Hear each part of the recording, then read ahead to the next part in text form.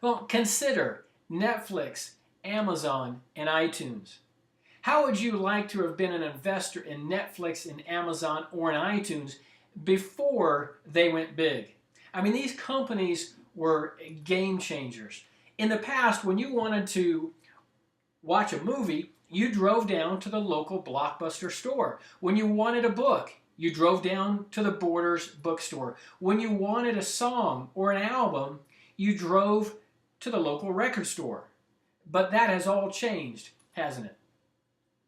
Some companies, as marketplace changes loom over the horizon, like an ostrich, they literally put their heads in the sand and pretend like those marketplace changes aren't happening, they're not coming, and they continue on with the same plan. These companies, instead of resisting marketplace changes, these companies like Netflix, Amazon, and iTunes had an eye on the future and positioned themselves to harness the power of these marketplace changes instead of being made obsolete by them like Blockbuster, Borders, and record stores.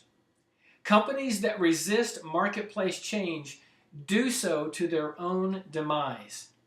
Those that foresee and plan for and capitalize on these changes ride the wave of change to great success and financial reward. Consider what Charles Darwin had to say. He said, "It's not the strongest of the species that survives, nor the most intelligent that survives.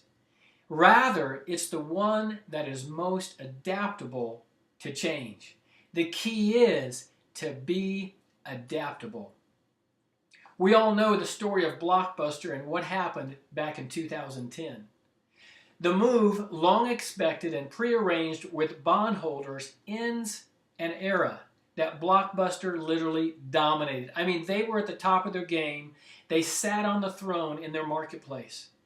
But that era that Blockbuster dominated has ended, the era of Americans visiting video stores for movie rentals. Increasingly, Americans are watching movies via video subscription services such as Netflix, vending machine services such as Redbox, and services that offer movies on demand via cable, satellite, and the internet. And this was a direct quote from USA Today. I mean, here is a prime example of an industry literally revolutionized almost overnight. Modern technology was the nemesis of those companies like Blockbuster, when their business went from the storefront to the internet, from brick and mortar to click and order. So what is the next billion-dollar technology shift? Is one coming? You bet. Marketplace changes are happening almost rhythmically, time and time again. Can you see it? Can you see the next billion-dollar technology shift? Well, being able to see it, to anticipate it, to prepare for it, can make all the difference. We cannot direct the wind, we can only adjust our sails. Now, that's not a fatalistic attitude, and that's not to say that we have no power over the future. We do. We can make decisions, and if they're not the best decisions, we can readjust in the future. We can make new decisions as we go. But the truth is, some things are inevitable and outside our control. In that case, the key then is to get in position now, to be in the right place, to be at the right time, and to make the right choices.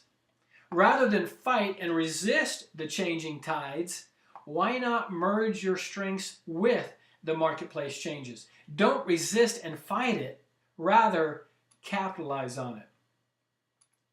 Blockbuster and Borders, they didn't capitalize, they were crushed by the changing technology.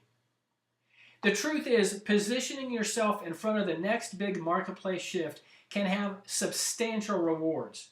Actually, let me rephrase. It can have incredible and, in fact, life-changing results.